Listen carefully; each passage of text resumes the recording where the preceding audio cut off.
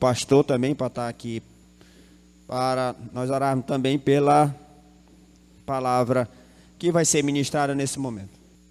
Irmão, ainda Senhor, na tua presença, Deus, queremos, Pai, agora, Senhor, sentir a tua presença, Deus, através da tua palavra, meu Rei, e que, Deus, possamos, não o homem falar, mas o Senhor, Deus, está, Pai, diretamente aos nossos corações, Pai, cuidando de nós, Deus, tratando, Pai, com a tua palavra, Deus, em nome de Jesus, Pai, usa a vida do irmão Nilson, Pai, para que seja, Pai, uma bênção, Deus, o que sair da boca dele para a vida dos irmãos, Pai, e que nesse momento, Deus, abra nossos corações, Deus, nos deixa bem tranquilos, Senhor, para que possamos ouvir aquilo que venha de Ti, Deus, não use o homem, Senhor, mas o Senhor, Pai, para a honra e glória do Teu santo nome, amém. E louvado, exaltado, engrandecido seja o nome do nosso Senhor e Salvador, Jesus Cristo. Quem pode dizer amém? Graças a Deus. Mais uma semana vencida e outra semana alcançada pela graça do nosso Deus em Cristo Jesus. Amém? Sei que não tem sido fácil para nenhum de nós, de fato tem sido difícil esse tempo no qual nós estamos vivendo, mas pela graça bendita de Deus, o Senhor tem nos concedido vitórias dia após dia, e por isso nós estamos aqui para louvar ao seu santo e amado nome, no nome santo e bendito de Jesus. Eu quero convidar os amados irmãos a abrir a palavra do Senhor, Apocalipse capítulo 1, versículo 4 e verso 5. Diz a palavra do nosso Senhor: João, às 7 igrejas que estão na Ásia, graça e paz a vós outros, da parte daquele que é, que era e que há de vir, e da parte dos 7 espíritos que estão diante do trono, e da parte de Jesus Cristo, que é a fiel testemunha, o primogênito dos mortos, e o soberano dos reis da terra, aquele que nos ama, e em seu sangue nos lavou dos nossos pecados. Que Deus em Cristo nos abençoe com a sua palavra hoje e eternamente. Eu quero ainda convidar os amados irmãos para nós orarmos mais um pouquinho, em nome de Jesus. Então feche seus olhos nesse momento e oremos. Soberano nosso Deus e amado Pai, nesse momento nos apresentamos na Tua santa e amada presença para continuar te adorando, Senhor. Sei que o Senhor já tem falado aos nossos corações com a direção desse culto, com os louvores que já foram entoados, mas eu sei que o Senhor tem algo maravilhoso para falar através da Tua palavra. Que o Senhor possa nos abençoar com a ministração da Tua palavra de uma forma clara e objetiva, e que o Espírito Santo ele venha trabalhar em nossos corações para entender e compreender os Teus eternos propósitos. E assim nós te oramos e por fé te agradecemos em nome de Jesus. Amém? Graças a Deus, louvado, exaltado e engrandecido seja o nome do Senhor. Então, queridos e amados irmãos em Cristo Jesus, mais uma vez o Senhor nos concede essa graça de poder adorá-lo, servi-lo e amá-lo de todo o nosso coração. E aqui nós estamos fazendo a exposição bíblica do livro de Apocalipse, um livro, e como nós falávamos anteriormente, muitas pessoas têm medo de ler o livro de Apocalipse, mas o livro de Apocalipse é um livro que ele traz refrigério para a nossa alma e nos faz homens e mulheres bem-aventurados. E a exposição bíblica passada, nós enfatizamos que Deus está onde? No controle de todas as coisas. E certamente olhamos para a obra do Deus triuno, bem como lemos na carta de Paulo à igreja de Éfeso. Primeiramente, Deus Pai, Ele elege, como nós fazemos leitura de Efésios capítulo 1, versículo 4 ao verso 6. Segundo, o Filho, Ele redime, como lemos em Efésios capítulo 1, do verso 7 ao verso 12. E terceiro, o Espírito Santo, Ele sela, como lemos em Efésios capítulo 1, do versículo 13 ao verso 14. Logo, a mensagem bíblica em Apocalipse só pode ser uma revelação do Deus triuno, ou seja, o Deus da salvação, como nós lemos de Gênesis a Apocalipse. Mas nesse momento eu quero falar um pouco, à luz do livro de Apocalipse, sobre esse Deus triuno, no qual ele se revela de uma forma tão especial para nós, homens e mulheres, servos do Deus vivo. Então, nesses aspectos, podemos observar no versículo 4, na parte B, a particularidade enfatizada em cada pessoa da divindade. Primeiro, a pessoa do Pai, que nós lemos, que abre aspas, da parte daquele que é, que era e que há de vir, que de acordo com a Bíblia de Estudo Arqueológica NVI, é uma paráfrase do nome divino tirado do livro de Êxodo, capítulo 3, do versículo 14 ao verso 15. Todavia, o que é uma paráfrase? É uma explicação mais desenvolvida de um certo texto. Nesse caso, aqui o texto referente a Êxodo capítulo 3, versículo 14 ao 15, onde Deus disse a Moisés: eu sou o que sou. Aleluia! Então, primordialmente, João comunica às igrejas que Deus está onde? No controle de todas as coisas continuamente. O controle de Deus sobre todas as coisas não tem pausa e nem intervalo. Deus está no controle de todas as coisas continuamente. Logo, podemos olhar para os dias que nós vivemos, tempos de coronavírus, onde muitas pessoas às vezes indagam onde está Deus e por que Deus ele não salva as pessoas ou não cessa essa praga. Todavia, em meio a tudo isso, Deus está no controle de todas as coisas. Aleluia! Então, certamente, como Ele teve no passado, bem como no presente, seguramente Deus estará no controle de todas as coisas no futuro e eternamente. Nesse sentido, nós encontramos o que a teologia chama de atributo ou característica divina, qual seja a eternidade.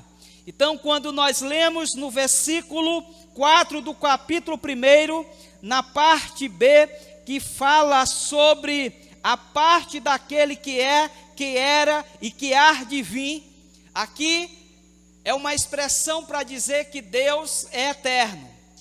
Aqui é uma expressão que diz que Deus é o mesmo do passado, do presente e também será do futuro. Então é por isso que nós temos certeza de que Deus está no controle de todas as coisas. E esse controle de Deus, Ele faz de forma ininterrupta, não tem intervalo, eu repito, não tem pausa. Deus, Ele está trabalhando em meu favor, em teu favor, em nosso favor. Aleluia! Deus está trabalhando, queridos. Basta nós crermos e confiarmos e esperarmos no Senhor. Aleluia! Então Deus, Ele tem esse atributo de qual? De eternidade. Além disso, cabe frisarmos que esta mesma eternidade, ela é achada no Pai. Logo, também é encontrada no Filho, de acordo com lemos em Hebreus 13, versículo 8, e o próprio Espírito Santo também tem esta característica, ele é eterno, como podemos comprovar fazendo a leitura bíblica em Hebreus capítulo 9, versículo 14. Segundo, na pessoa do Espírito Santo, como nós lemos ali na parte do versículo 4 que diz: e da parte do Espírito que estão diante do seu trono. Aleluia! Então, queridos, essa carta, ou esse livro de Apocalipse, ele é uma escritura que vem do Deus triuno. Ele é da parte primeiro de quem? De Deus, que é eterno, e do Espírito Santo, que está onde? Diante do trono de Deus. E nesse sentido, podemos entender que esta é uma referência ao Espírito Santo, bem como em outras porções bíblicas, nós podemos apresentar como plenitude setupla do Espírito Santo.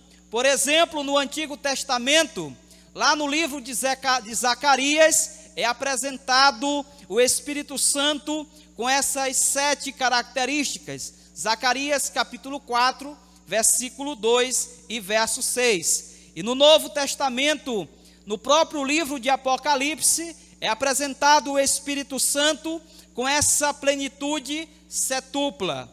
É Apocalipse capítulo 3, versículo 1, capítulo 4 e verso 5, e o capítulo 5 e versículo 6. Além disso, nós encontramos em Isaías, no capítulo 11, versículo 2, o Espírito de Deus em múltiplas manifestações. E logo, essa carta é direcionada a Jesus Cristo, como nós podemos comprovar. Primeiro, ela é da parte de Deus. Segundo, da parte do Espírito. E terceiro, ela é da parte de Jesus Cristo, na pessoa do Filho, como nós podemos ler no versículo 5 que diz: e da parte de Jesus Cristo, aleluia, louvado seja o nome do Senhor.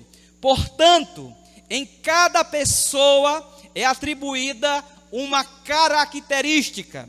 Não sei se vocês perceberam ao lermos esses versículos, bem como ao Pai. Qual é a característica da parte daquele que é, que era e que há de vir? E a característica do Espírito é da parte dos 7 Espíritos que estão diante do trono. E logo, ao Filho, em relação a Jesus, é dito que ele é a fiel testemunha, o primogênito dentre os mortos, o príncipe dos reis da terra, aquele que nos amou e em seu sangue nos lavou dos nossos pecados, e nos fez reis e sacerdotes para seu Deus e para o seu Pai. E a ele glória e poder para todo sempre. Amém. Eis que vem com as nuvens, e todo olho verá, até mesmo os que o transpassaram, e todas as tribos da terra se lamentarão sobre ele, sim. Amém. E ainda diz no versículo 8: eu sou o alfa e o ômega, o princípio e o fim, diz o Senhor que é, que era e que há de vir, o Todo-Poderoso. Aleluia! Então, queridos e amados irmãos, esta é uma menção do Deus triuno, como sendo esse livro, ou a mensagem do livro de Apocalipse, vindo da parte do Deus triuno, do Pai, do Filho e do Espírito Santo. A princípio, temos um gigantesco material para examinar, certamente a respeito da pessoa de Jesus Cristo. Todavia, neste momento, trataremos sobre as expressões fiel testemunha, o primogênito dentre os mortos e o príncipe do rei da terra, que caracteriza a Jesus Cristo, nosso Senhor e Salvador. Contudo, vamos tecer breves comentários apoiados por citações, entre elas do comentário bíblico Moody, que diz, abre aspas, comentando o versículo 4 e 5 do capítulo 1. No passado, Cristo foi a fiel testemunha e o primogênito dos mortos. No presente, Ele é aquele que nos ama e nos libertou dos nossos pecados, como lemos no verso 5. No futuro, Ele virá com as nuvens e todo olho o verá. Aleluia! E todas as tribos da terra se lamentarão sobre ela, como lemos no verso 7. A declaração de que Cristo nos constituiu reino, sacerdote para o seu povo, do verso 6, é a declaração básica de Êxodo, capítulo 19, versículo 6, século mais tarde citada pelo apóstolo Pedro, em 1 Pedro, capítulo 2, versículo 5, e também no versículo 9. A passagem, referindo-se ao futuro, tem dupla referência no Velho Testamento, em Daniel, capítulo 7, versículo 13, que diz, o Filho do Homem é descrito vindo com as nuvens, e o fato de que todo o verão está em Zacarias, capítulo 12, versículo 10 e versículo também 12. A palavra aqui traduzida para transpassar aparece em outras passagens do Novo Testamento, apenas em João, capítulo 19, versículo 37. Fecha aspas, comentário bíblico Moody, página 807, 2010. Amém? Então, nesses aspectos, trataremos de Cristo não limitado, não de um Cristo morto, mas de um Cristo todo-poderoso e um Cristo eterno, aleluia, bem como do passado, do presente e do futuro, porque Cristo também é o mesmo, ontem e hoje e será para todos sempre, como lemos em Hebreus 13:8. Contudo, apresentando em suas particularidades em relação à sua eterna obra da salvação, como é exposta através desse livro que nós estamos discorrendo, o livro de Apocalipse. E aqui nós iremos trazer agora essas três características de Jesus Cristo. A primeira característica é a fiel testemunha, como nós lemos lá no versículo de número 5, e da parte de Jesus Cristo, que é a fiel testemunha, aleluia. Se nós partirmos do pressuposto que o testemunho de alguém só é válido, certamente quando testemunhado por 2 ou 3 pessoas, tal qual lemos em 2 Coríntios capítulo 13, versículo 1, nesse sentido, quanto mais não vale o testemunho da divindade. Então a obra de Jesus Cristo, ela é verdadeira, bem como o Pai testemunhou em seu favor, como lemos em João, capítulo 5, do verso 31 ao versículo 37. Assim como também o Espírito Santo em nós dá testemunho de Jesus Cristo, como lemos em Atos capítulo 1, versículo 8. É por isso que Jesus Cristo, ele é a fiel testemunha, porque as outras pessoas da divindade dão testemunho da sua obra e da sua fidelidade. Aleluia. Logo, concluímos que o testemunho fiel é do Deus triuno, bem como lemos da leitura bíblica de 1 João, capítulo 5, versículo 7, que diz: porque 3 são os que testificam no céu, o Pai, a Palavra e o Espírito Santo, e esses 3 são um. Contudo, em Apocalipse é atribuída a segunda pessoa da Trindade. Então, em ambas as naturezas, divina e humana, como fiel testemunha, qual seja de Jesus Cristo. Glória a Deus, louvado seja o nome do Senhor. Nesse sentido, ele foi o fiel profeta de Deus na terra, certamente entregando fielmente toda a mensagem divina aos homens, afinal, o evangelho da salvação. Contudo, em sua glorificação e exaltação, entrega também fielmente a mensagem ou a revelação a João, seu servo, como nós lemos em Apocalipse capítulo 1, versículo 19, abre aspas, que diz: escreve, pois, as coisas que tem visto, as que são e as que depois destas hão de acontecer, bem como para todas as igrejas ao longo dos séculos até o final do século. Definitivamente é digno de todo crédito e aceitação. Portanto, meu irmão, minha irmã, nós devemos crer de todo o coração no nome santo e bendito de Jesus, bem como expressar como lemos lá em Apocalipse capítulo 22, versículo 20, Maranata, vem Senhor Jesus. E aí eu pergunto para você, meu irmão, você tem essa ardente perspectiva da vinda de Jesus Cristo? Alguma vez você já disse Maranata, venha Jesus Cristo? Ou nós nunca imaginamos ou nunca pensamos na gloriosa vinda de Jesus?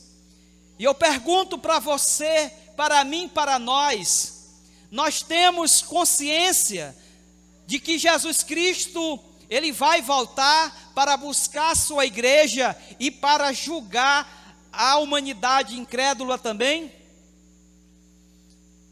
João, no finalzinho de escrever Apocalipse, ele diz: Maranata, vem Senhor Jesus.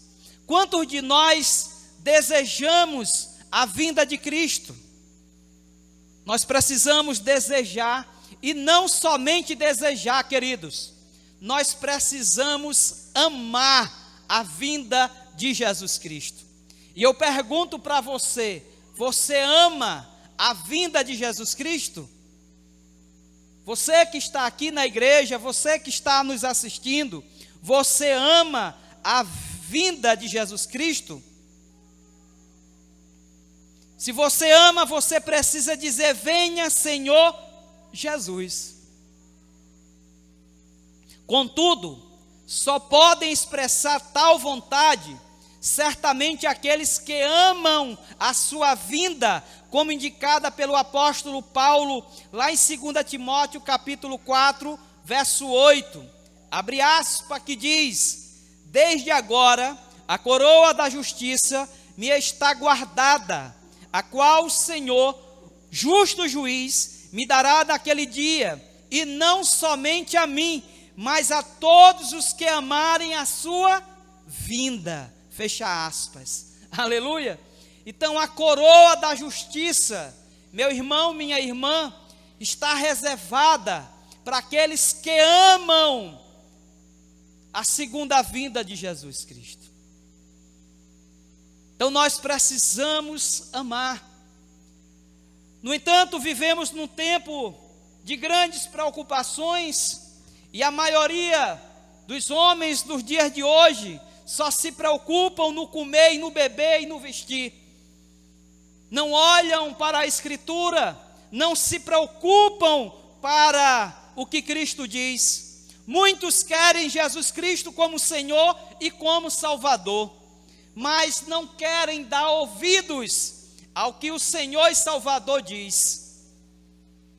Por isso precisamos, irmãos e irmãs, você que nos ouve, amar a vinda de Jesus Cristo e viver como se cada minuto fosse o momento dele voltar.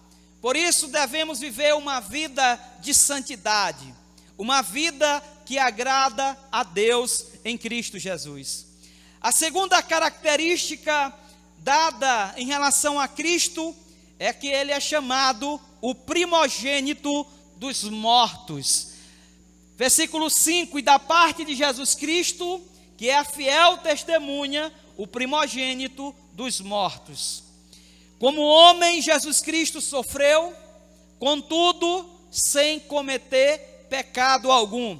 Aliás, morreu morte de cruz por mim, por você, por nós, bem como pelos nossos pecados. Todavia, ressuscitou, aleluia, para a glória de Deus. Contudo, meu irmão, minha irmã, o que significa a expressão primogênito dos mortos?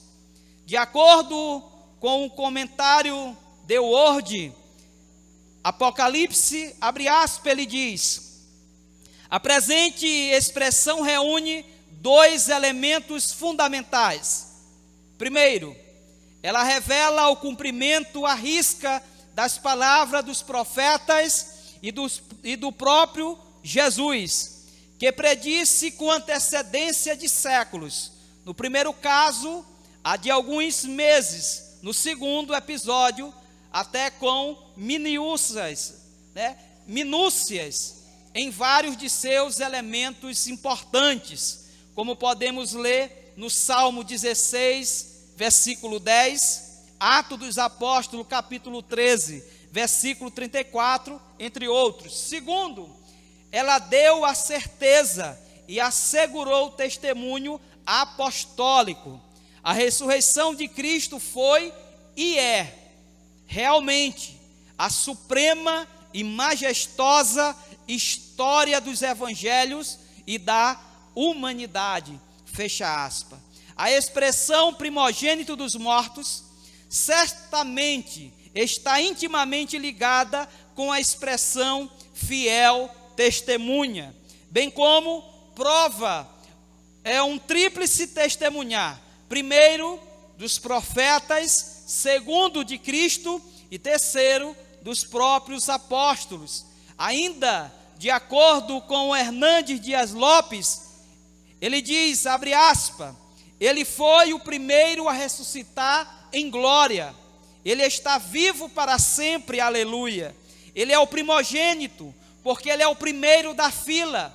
E nós vamos logo atrás, glória a Deus. Jesus matou a morte, ele venceu nosso último inimigo. Uma igreja que está enfrentando o martírio precisa saber que o seu Deus venceu o poder da morte. A noiva do Cordeiro não está mais a morte à sua frente, mas atrás de si. Glória a Deus, fecha aspas. Então, nesse sentido, queridos, nós podemos entender o que significa o viver é Cristo e o morrer é lucro, como lemos lá em Filipenses capítulo 1, versículo 21, que diz, pois para mim o viver é quem? É Cristo, e o morrer é lucro, pois como cristãos vivemos para Cristo. Todavia, se morrermos, é para vivermos com Cristo. Então nós não podemos ter mais medo da morte, porque se vivemos, vivemos para Cristo. E se morrermos, morremos para quem? Para Cristo. Nós temos certeza para onde nós vamos, porque nós fomos comprados, lavados e remidos com o sangue do Cordeiro que tira o pecado do mundo.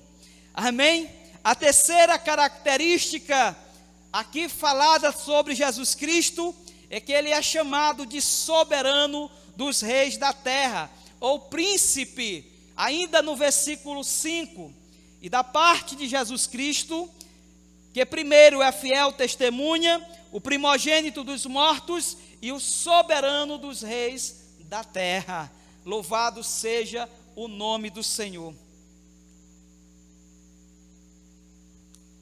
Antes de mais nada, a expressão soberano do rei dos reis da terra é indissociável do termo primogênito dos mortos. O que isso significa? É que todas as características de Jesus Cristo, elas não estão soltas, elas estão todas amarradas na pessoa de Jesus Cristo. Então, quando nós falamos sobre o soberano dos reis da terra, ele está intimamente ligado ao primogênito dos mortos. Ao passo que Jesus Cristo, ele é o primeiro a ressuscitar em glória.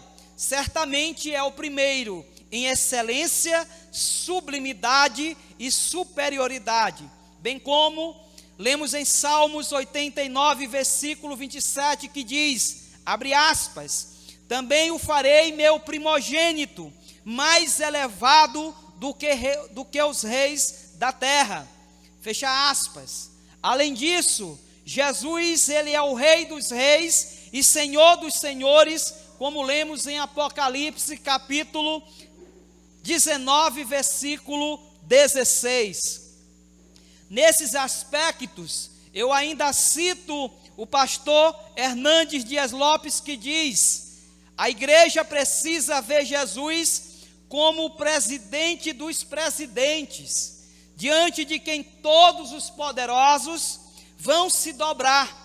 Jesus está acima de Roma e dos imperadores, ele está acima dos impérios, das nações soberbas, dos reis da terra e dos presidentes que ostentam riqueza e poder. Como Rei dos reis, ele veio para estabelecer o seu reino, que jamais será destruído. Louvado, exaltado e engrandecido seja o nome do Senhor. Você entende o que isso significa? Que o reino de Jesus jamais será destruído. E eu pergunto para você, para mim, para nós, você é súdito desse reino? Se você é súdito desse reino, quais as implicações? É que você estará em um reino eterno. Os reinos da terra, eles passam, terminam, são eliminados, são conquistados, são destruídos, mas o reino celestial de Cristo Jesus, ele é eterno. Então, queridos, por que querer ser súdito de reinos terrenos que são destruídos? Sejamos súditos do reino celestial, que tem Jesus Cristo como Senhor dos senhores e Rei dos reis. Aleluia! Louvado seja o nome do Senhor. Nesse sentido, nos vem a imagem da revelação no livro do profeta Daniel, bem como lemos lá no capítulo 2 de Daniel, sobre o sonho que o rei Nabucodonosor, ele teve na ocasião.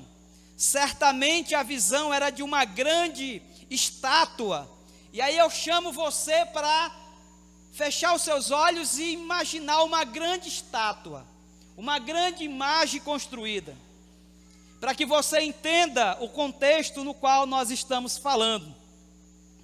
Então essa era uma visão de uma grande estátua, cuja cabeça era de ouro fino, o peito e o braço era de prata, o ventre e o quadril de bronze, as pernas de ferro e os pés em parte de ferro e em parte de barro. Está lá em Daniel capítulo 2. Primordialmente, a interpretação que Deus dera para Daniel ao rei Nabucodonosor era que cada parte representa um império mundial. Logo, Deus revela a Daniel os acontecimentos históricos dos próximos 400 anos. E você, meu irmão, pode imaginar o que isso de fato implica na profecia bíblica. Deus, ele mostra os eventos históricos nos 400 anos seguintes, após Daniel. Primeiro, começando pela cabeça de ouro, sendo o próprio rei Nabucodonosor. Então a primeira parte da estátua, que era a cabeça de ouro dessa imagem, representava o reino da Babilônia, que era representado pelo rei Nabucodonosor. Segundo, o peito e braços representava a nação medo-persa. Então, depois que a glória, da Babilônia terminou, veio os invasores medos e persas, invadiram a Babilônia e tomaram o poder e se tornaram o segundo grande império mundial, representado pelos braços, pelos peitos e pelos braços. O terceiro reino, depois dos medos persas, representado pelo ventre e o quadril, eram os gregos. Os gregos dominaram o mundo e tiveram a sua hegemonia nesse tempo. O quarto reino, representando as pernas de ferro, era o Império Romano, cujo reino seria dividido. Então Deus, de uma forma maravilhosa e sobrenatural, mostrou o futuro numa linha de tempo em 400 anos, aonde esses reinos todos iriam existir. E quando você estuda a história da humanidade, vocês vão encontrar esses grandes reinos existentes nesse período aí de quase ou mais 400 anos, da mesma forma como Deus revelou a Daniel. O Império Babilônico existiu, o Império Medo-Persa existiu, os gregos existiram e o Império Romano também existiu. Definitivamente, de acordo com a historiografia, o Império Romano certamente é considerado o seu surgimento no ano 27 antes de Cristo. Contudo, de acordo com Edgar Robson, lá na página 11, o ano de 2017, ele é um historiador, ele diz que o Império Romano ele terminou, dependendo do ponto de vista, com a conquista de Roma pelos godos, chefiado por Alarico em 410 depois de Cristo, ou em 476 depois de Cristo, data da queda do último imperador do Ocidente, em consequência dos repetidos assaltos dos povos germânicos. Então surgirá um quinto reino, dividido, representado pelos pés, em parte de ferro e em parte de barro. Então, depois que o Império Romano deixou de existir, a Bíblia diz que vai surgir um novo reino, no entanto, dividido. E aqui eu acho interessante, bem como alguns chamam esse reino que vai surgir dos pés de Império Romano renovado. Certamente é no tempo desse reino que Cristo, meus irmãos, triunfará sobre todos os reinos da terra, como soberano dos reis da terra, como lemos em Daniel, lá no capítulo 2, do versículo 44 ao verso 45.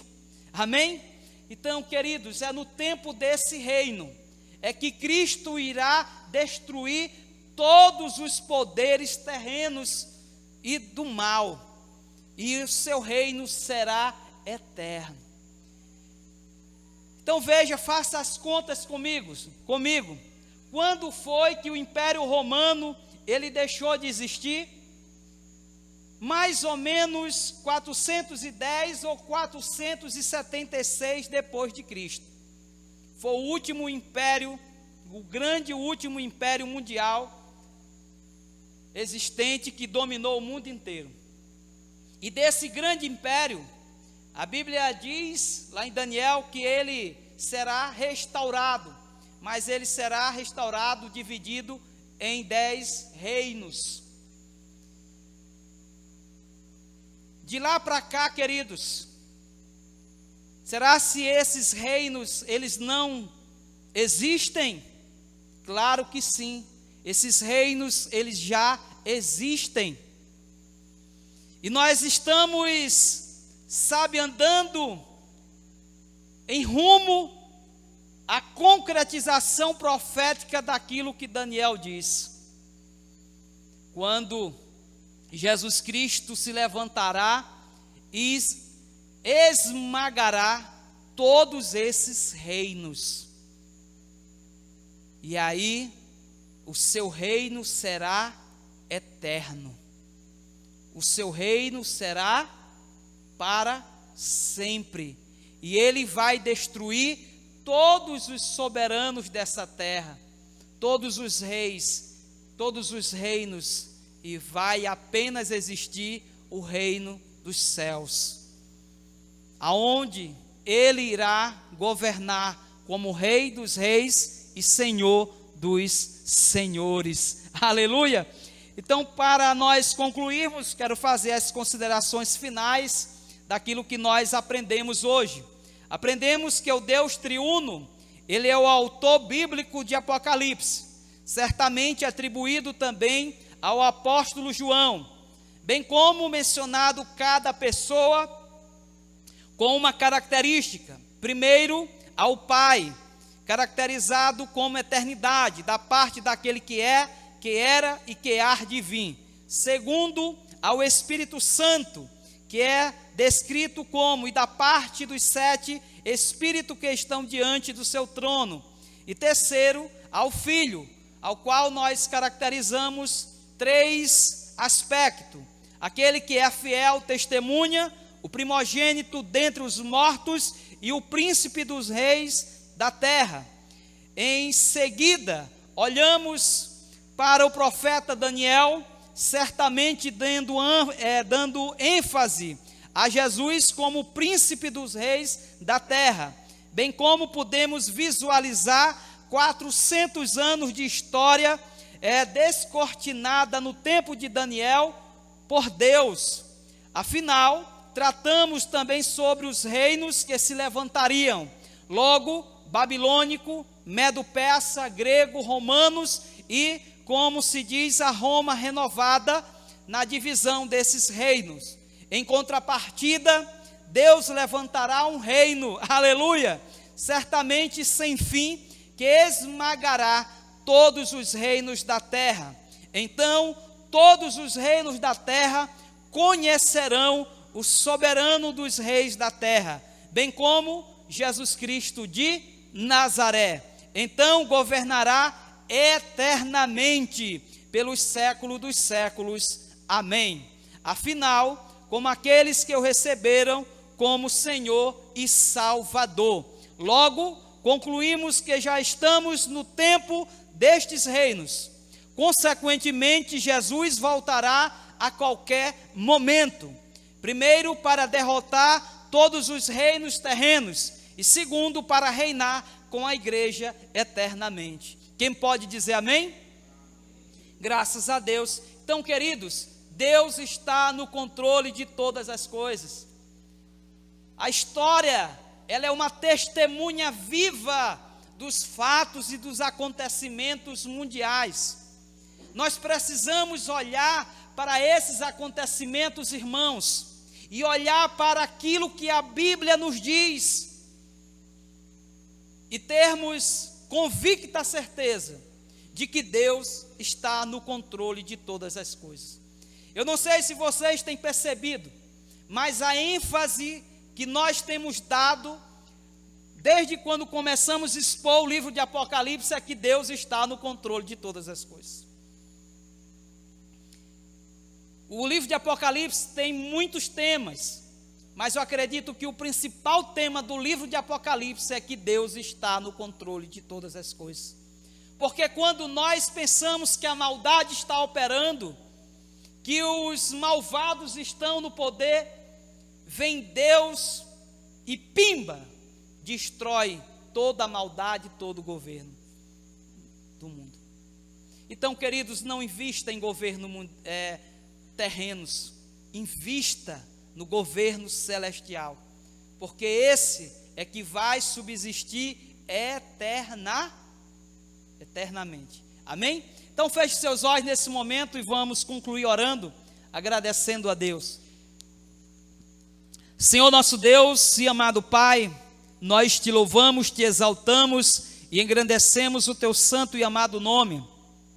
Nesse momento, Papaizinho santo e querido, te agradecemos, porque o Senhor está no controle de todas as coisas, porque quando nós lemos este livro chamado Apocalipse, ele não é da parte de homem, ele não é da parte de governo, mas ele é da parte de Deus, ele é da parte do Espírito, ele é da parte de Jesus Cristo, e ele fala a cada um daqueles que se proclamam servo e serva do Deus vivo. Por isso que nos é nomeados que aqueles que leem, que guardam as palavras desta profecia, são homens e mulheres bem-aventurados. Senhor, eu sei que o Senhor está no controle de todas as coisas. Pode se levantar governos maus, a maldade, mas a qualquer momento, todo esse mal, toda essa maldade existente nesse mundo irá se acabar, porque o Senhor vai triunfar sobre todo o mal e toda a maldade existente. E aqueles que em ti confiaram, entregando as suas vidas como Senhor e Salvador, serão triunfantes também, juntos contigo, para todos sempre. Amém. Ó Deus amado e santo, muito obrigado pela tua palavra. Que o Senhor continue falando conosco, que o Senhor nos dê uma semana maravilhosa e abençoada, que o Senhor nos capacite, ó Deus, para te servir a cada dia mais e mais, ó Deus, que o Senhor possa nos despertar para o fim das coisas, no qual nós estamos próximos, que o Senhor venha nos despertar para te servir em espírito e em verdade, que o Senhor venha nos despertar para viver uma vida de santidade, que o Senhor venha nos despertar para servir-nos uns aos outros e amando perfeitamente o amor que é derramado por nós pelo Espírito Santo. Ó Deus amado e santo, tire toda incerteza, tire todas as dúvidas, tire todos os medos que porventura possam nos cercar, sobretudo em meio a esta pandemia. Mas a tua palavra nos traz calma, ela é um refrigério para a nossa alma, porque quando nós a lemos, certamente compreendemos que o Senhor está no controle de todas as coisas. Aleluia. Continue conosco, nos abençoando, nos guardando e nos protegendo de todo o mal e nos guardando do maligno. Que o Senhor nos dê uma semana maravilhosa, que o Senhor, meu Deus, possa abençoar o nosso Brasil. Eu quero aqui ainda orar por aqueles que estão, meu Deus, enfermos por esse Covid-19, que o Senhor venha com tuas mãos poderosas, sarando e curando, Senhor, em nome de Jesus, a este Brasil e o mundo inteiro. E em especial eu oro pela vida do pastor Demeval, da sua esposa, do pastor Zé Ayrton, a sua esposa e filha, que estão lutando, meu Deus, contra esse Covid. Que o Senhor conceda a graça da saúde aos teus servos. Nós te louvamos ainda, Senhor, pela vida do pastor Manuel Vasconcelos, que se curou do Covid, Senhor, depois de tanta luta e batalha, o Senhor deu a vitória ao teu servo. E que o Senhor continue concedendo a graça para que cada um dos teus servos e das tuas servas conquiste esta vitória. Mas, como Paulo diz, o viver ou morrer é lucro para nós, porque nós estamos em Cristo. Se morrermos, estamos em Cristo, e se vivermos, vivemos para Cristo. Aleluia. Então, por isso, Senhor, nós só temos que expressar gratidão, porque o Senhor é bom e as tuas misericórdias duram para sempre. Nós ainda, Papaizinho Santo e querido, rogamos e suplicamos as tuas consolações às famílias que perderam entes queridos para esse Covid-19 ou por qualquer outra situação da vida.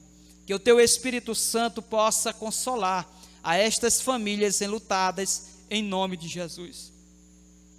Que o Senhor abençoe em especial cada um dos irmãos e das irmãs aqui da PIB de Matarroma, Senhor, juntamente com as suas famílias, e que tua graça, misericórdia e bondade possam se renovar a cada dia nas nossas vidas para a glória do teu nome.